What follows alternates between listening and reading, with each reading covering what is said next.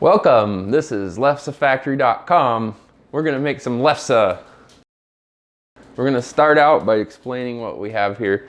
So we last night have already riced the potatoes. We've added the pats of butter to our dough and we've made our dough.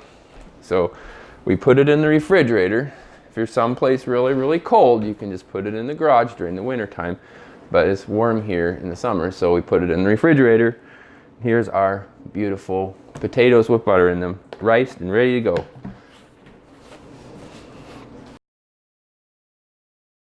Okay. Oh, leave that in, please. I like that part best.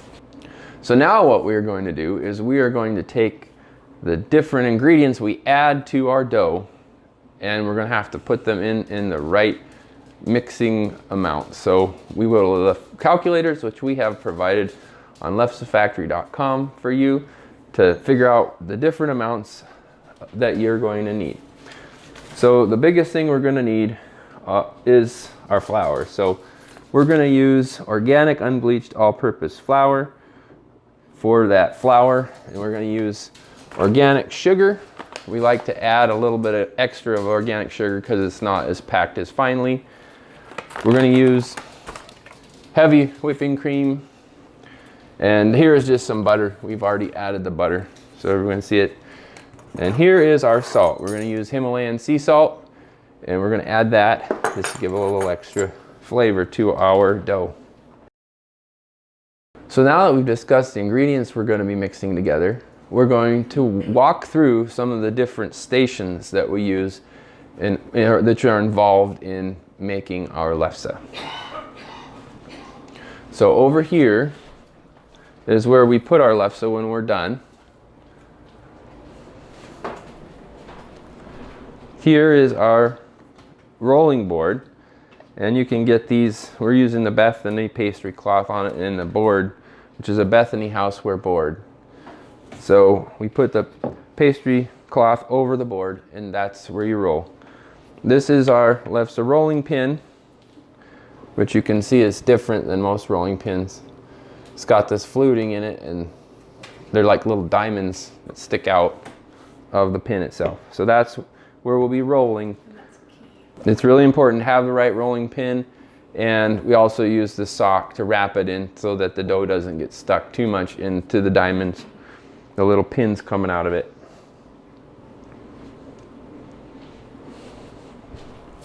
Now I think we'll make the dough. So I'm going to have my helpers, pardon? You need to wash your hands. Okay, I've been informed that we need to wash our hands before we did this. I assure all the viewers at home that I have washed my hands with soap and water. Now the infection preventionists among us is happy. But did they wash their hands? I have washed them. Oh, good.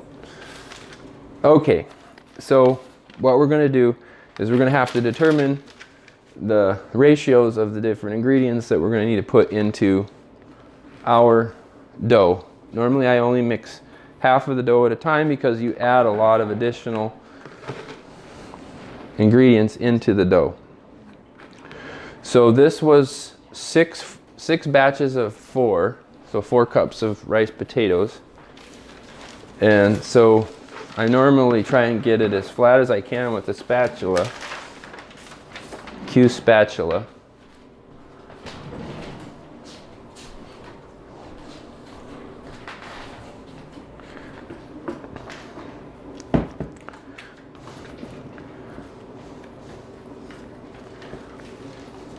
And then I cut it in half to have the recipe.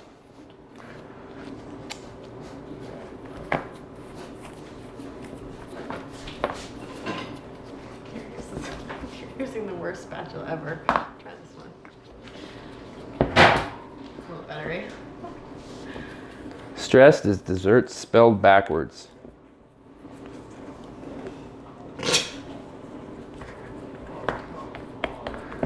All right, so now I've got it packed down nice and flat. So we'll put this over here. I'm going to go ahead, and I like to use a really sharp knife, big sharp knife, and I try and eyeball it to cut it directly in half. You can do it however you want.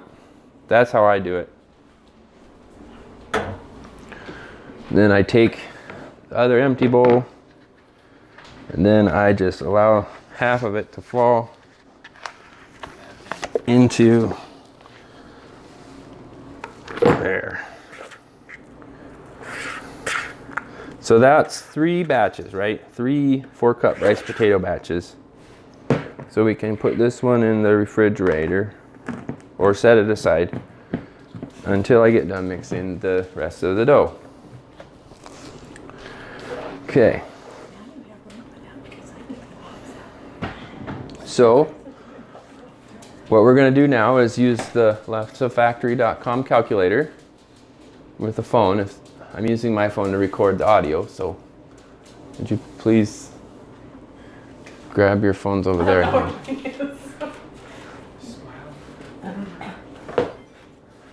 Okay, so now we're going to plug into the batch calculator 3, because according to our special tally sheet, we have 6.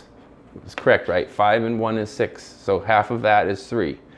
So 3 batches of the 4 cups of potatoes. So 12 cups of potatoes, 1.5 cup of heavy whipping cream, 6 teaspoons of sugar, 3 teaspoons of salt, 4.5 cups of flour. So you would put the batches in, right? 3. So in okay. 0.75 cups of butter. We already did that, right? Because it's a quarter per, so that's done. So we have cups of heavy whipping cream, 1.5. So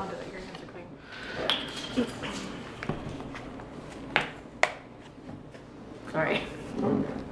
You got cream on my Lefse shirt. I just creamed you. Now go wash your hands again because you just touched your clothes. My clothes are dirty.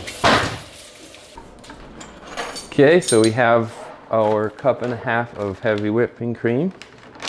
Look at that. That looks delicious. And then we set this aside for our next batch.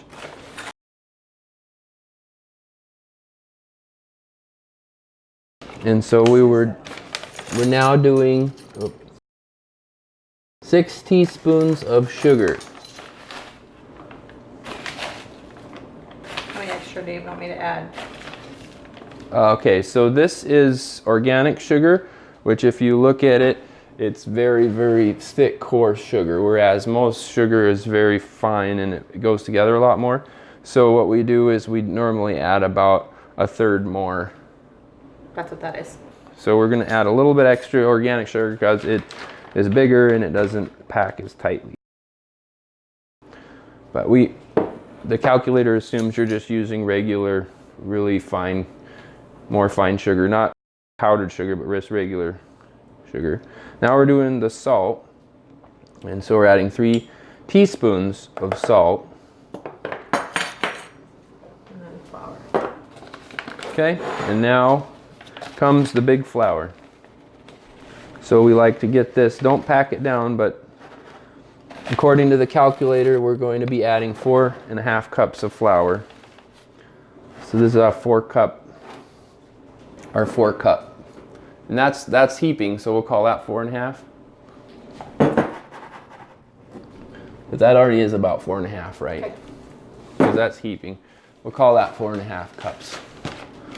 So now we'll dump that in, and now we're ready to knead. So as you can see, I've already taken my wedding ring off. Not necessarily because I want to, but because I don't want to get it all icky, because this is a messy process. So now I start kneading the dough.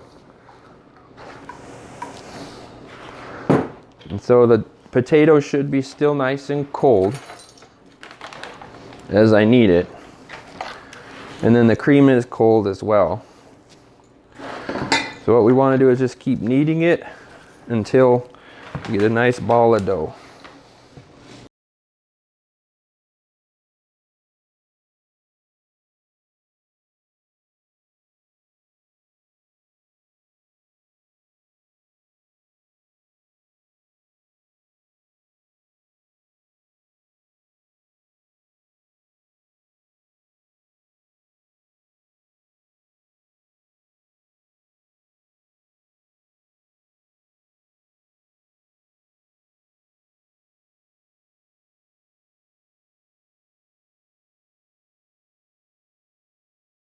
So now that we have gotten our big ball of dough ready to go, as you can see here, it's all nice. You want to get it into this kind of consistency where it's kind of like a big football, but it's kind of like Play-Doh too. So it's ready to be put into our little rounds that will then roll and cook. What we like to do is we like to get cookie sheets, or sometimes we use the top of the bowl and then we flour them so that when we put the rounds onto it, it does not stick to the pan. So depending how big of a roll of lefse you want, how big you want your lefse to be, is dependent upon how big you roll them. And since I'm not the roller, I generally go by what the roller says, whether we need more or less. This might be a little big here, but this is pretty close to what we're going to want. I think it's a little big, but yeah. The roller has told me that it's too big. So I'll make it a little bit smaller. You just pull some of it off. And I might roll it again like this. And then you push it down like that. So that's more or less the size that you want. And then we put it onto the cookie sheet that's been floured. And we start rolling more.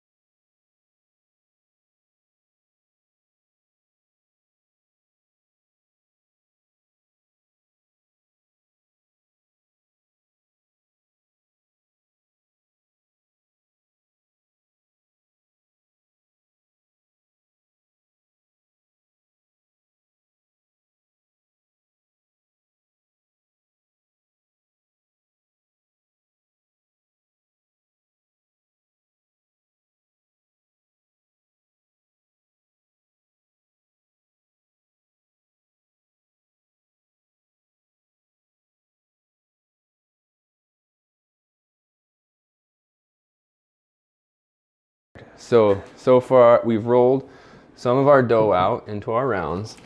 So that's what this is. We have another one of those in the refrigerator, keeping it cool.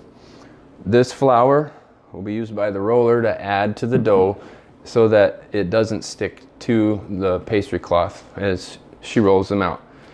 So what we're going to do is we're going to cook on our Bethany Houseware Lefse grills, heritage grills. Here is how we get that out of the package. We just pull it out, and you'll see there's a little plug.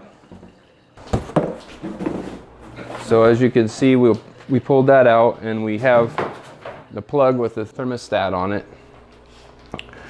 And we normally set it to just about 500, almost all the way at the top, just a little below, and I'll adjust that a little bit as I feel like it's a little bit too hot or too cool. So this gets plugged into the end here where there's the little prongs, like that, secured in. You have a short little cable. So we'll get the other one out, plug it in the same way.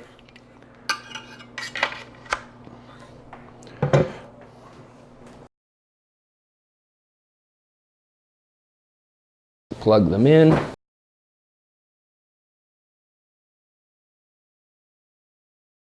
Make sure the little orange light comes on, and now we're ready to cook. So this is our infamous Lefse stick, used for turning the Lefse as well as disciplining children who are not good in the Scandinavian home. That's our cooking setup, and they're heating up.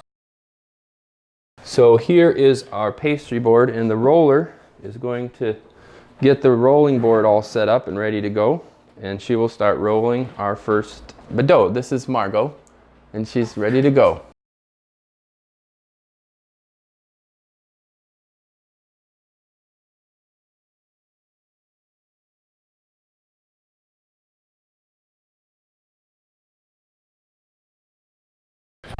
I'll explain what she's doing. She's putting the flour onto the pastry cloth so that it's nice and evenly distributed.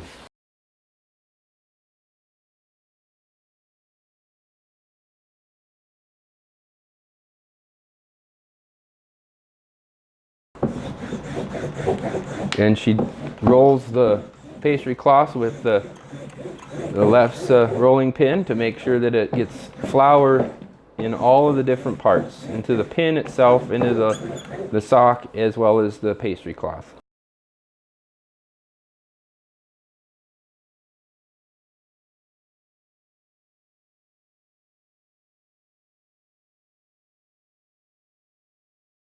And the grills are getting good and heated up, so she's going to go ahead and get this first one rolled out for us.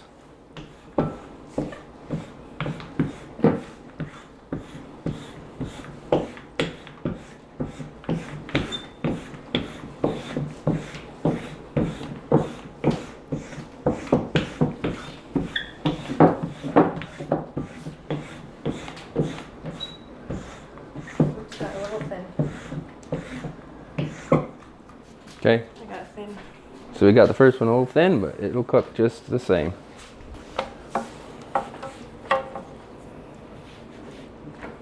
So I put it onto the grill here and try and just use your hand a little bit to get it maneuvered into place. And there will be a little bit of extra lefse once as we're getting to a little bit of extra flour as we get it get the setup going, and that'll just get wiped off with a paper towel. Paper towel. Over behind Chris. You just grab me like 2 or 3 of those sections, please. Thank you very much.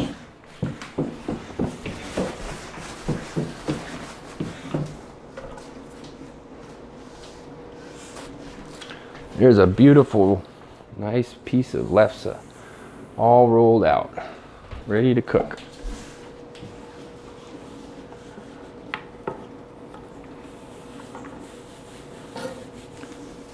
Are the grills in frame? Good.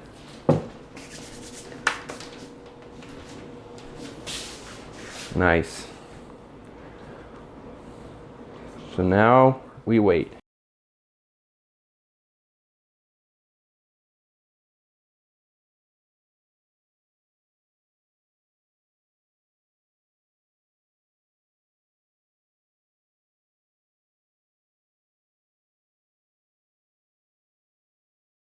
So what I'll do as the lefse is done cooking is this is a really important part of it, and we'll go over what these towels, there's tea towels and then just a large bath towel we place over the lefse to make sure that as it cools off it doesn't dry out, because that's really important. Whether you end up with like a tortilla type of, like a tortilla chip type of consistency, or that nice smooth delicious texture that we love in our lefse. So this is important, and we'll go over it at the end when we have our nice big stack of lefse. So as you can see, it takes a little bit of time for the grills to get up to temp. I'm going to go ahead and just flip one.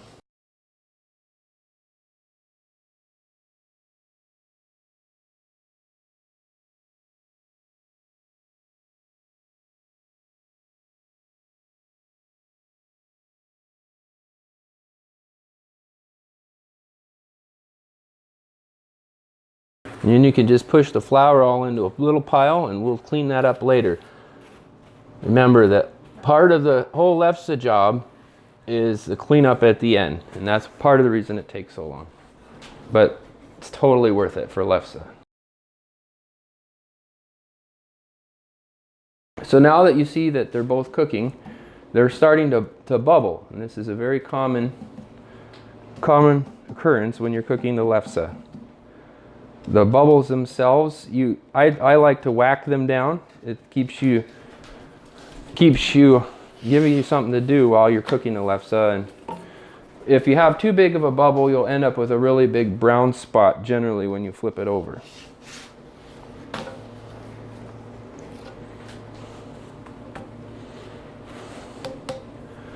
So this one is cooking very quickly, which is good. That was the first one you plugged in. Yeah, this one's been heating up longer, and that's why. And I like to flip it over and over again. Probably more than you should, but it gives me something to do and I get bored.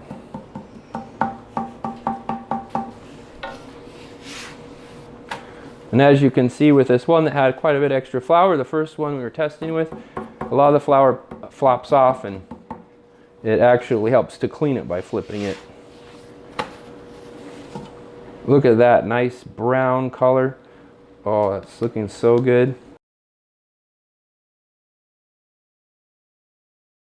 This one's almost 500. I might actually turn this one up to 500. And this one is almost done. Flip it over one more time. Now it depends on how you want to cook your lefse. I prefer it to not be too black, and some of them might get a little overdone, but I prefer them to just be a nice golden brown color on the little bubbles. But some people might like it black. But just, do you guys like it black or golden brown? Golden brown, please. Sounds like golden brown so far is the popular choice. I prefer golden brown as well. Ooh, look at that lefse.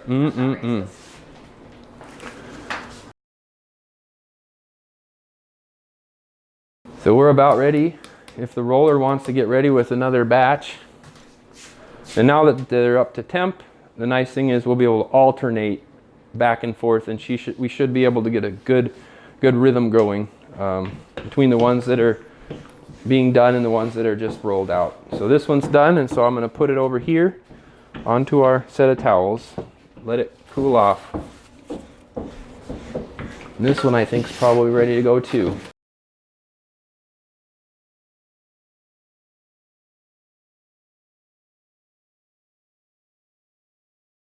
So there we go. So I'm rolling it out where it's going to sit in the pile to dry, and then I put the towels back on it to keep it nice and moist in there as the steam helps them to cool evenly to make a nice supple lefse.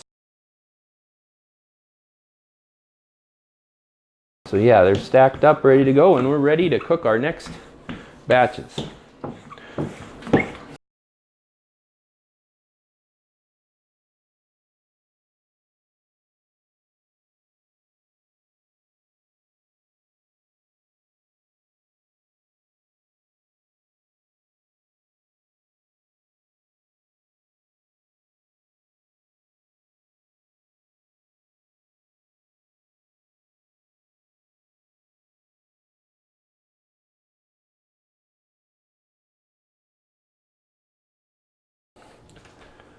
So now that we have spent our many hours cooking, rolling, and placing our lefse over here, I wanted to take a couple of minutes to just kind of explain what we do at the end of the process. So when you have the lefse all done, you don't want to just set it out and let it dry in the air, because what will happen is that the edges of the lefse will become very dry and brittle, and it won't taste as good. So what we do is we take just a big old cushy bath towel, you know, like you'd use to get out of the shower, nice clean one. We double it over, place it over the lefse pile, and then underneath that we use tea towels, which we then fold over there. Ideally you'd have one that's big enough to cover both, like this one maybe. And then there is our stack of Scandinavian gold. It's so beautiful, still warm. We want to keep it covered though, so that as it cools, that the steam comes out and prevents it, like I said, from drying out. Because dry lefse that's all crunchy is not as good as the nice, supple, delicious, warm, golden lefse that you get when you keep it covered while it cools. So we're gonna go do some other stuff while this cools. And thank you for watching our lefsefactory.com video, and check back for updates as we do some additional lefse as well as other Scandinavian types of delights. Thank you very much. Have a wonderful day.